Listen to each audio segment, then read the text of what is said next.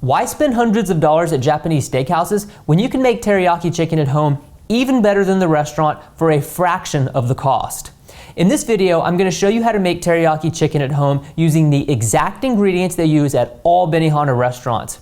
Now, if you've seen the hibachi chicken video, you basically already know the process, but there are a couple slight modifications we'll need to make to get it just right. So let's hop into the recipe. All right, really quickly before we get started, I want to go over the biggest mistake I see when people are making teriyaki chicken at home. First, just like with the hibachi chicken, almost everyone cuts their meat into small pieces before cooking. And while this does increase the surface area, which allows the protein to cook faster, it also tends to give up a lot of liquid and the chicken ends up boiling in its own juices instead of getting a nice sear. So to remedy this, we're going to do exactly what they do at most hibachi restaurants and split our breasts into cutlets. Japanese steakhouses will typically use cutlets because they cook much faster than a standard chicken breast, which will help us get a nice sear without overcooking the meat and making it tough. So start by taking a single chicken breast half and turning it upside down to see if it has a tenderloin. If it does, it'll look like this. Remove the tenderloin by making cuts down the length of the breast. You can use the tenderloin in this recipe if you want, but they don't at most restaurants, so I typically reserve mine for fried rice. Now trim off the skinny, tapered end of the breast. This will make it much easier to have uniform cutlets. Make sure the smooth side is facing up and place your hand on top. Now make a horizontal cut approximately halfway through the breast. When you've almost reached the other side, open it up, lay it out, and cut directly down the middle, splitting the breast in two. And the finished cutlets should look like this. Then set the fillets aside in the refrigerator until you're ready to use them. Now, teriyaki chicken is typically served with sauteed mushrooms. According to my sources inside Benihana, there are two ways mushrooms are prepped for this dish, and it just depends on which prep cook is slicing them. So I'll show you both ways, and you can have whatever cut you like best in your arsenal. Either way, you'll want to slice 2 mushrooms per cutlet. So if you have 2 cutlets from one breast, slice 4 mushrooms. The traditional mushroom cut for all hibachi dishes is just your standard slice, like this. Each cap should be sliced into 6 to 8 slices, and this is what you'll most often see.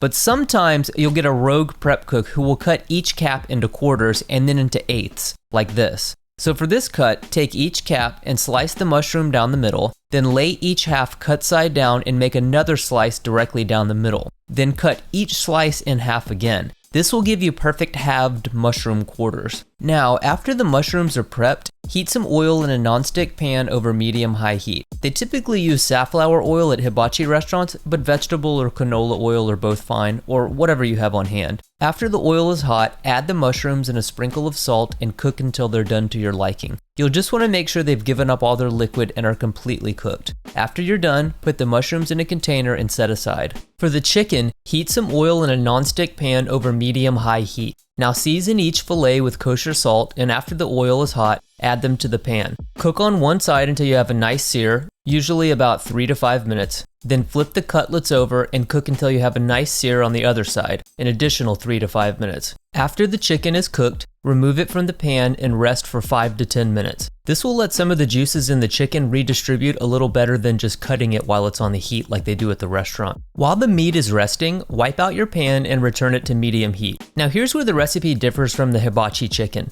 Instead of cutting the fillets into small cubes like we did with that recipe, they actually use a julienne slice for teriyaki chicken. So depending on the size of your fillets, you'll typically want to cut each in half across lengthwise and then make cuts across the grain, which should give you thin, bite-sized strips, like this. Now return the sliced chicken and mushrooms to the hot pan and add enough garlic butter to coat. Season with salt and pepper, and as soon as the butter has melted, instead of adding lemon juice like we did with hibachi chicken, we'll now add the teriyaki sauce. There's no set amount, but I found that about 1/3 of a cup to half a cup or 80 to 120 milliliters of teriyaki sauce for 2 chicken cutlets will usually suffice. As soon as the teriyaki sauce has heated through, kill the heat and hit it with some sesame seeds and give a good stir. Now be careful because there's so much sugar in teriyaki sauce, it's super easy to burn and it gets really bitter when it's scorched. And that's it. That is the exact recipe used at all Benihana restaurants. To serve, you'll just want to sprinkle a bit more sesame seeds for garnish, and you're all set. If you'd like to learn the exact recipes for Benihana's teriyaki sauce and hibachi garlic butter, make sure to check out these videos.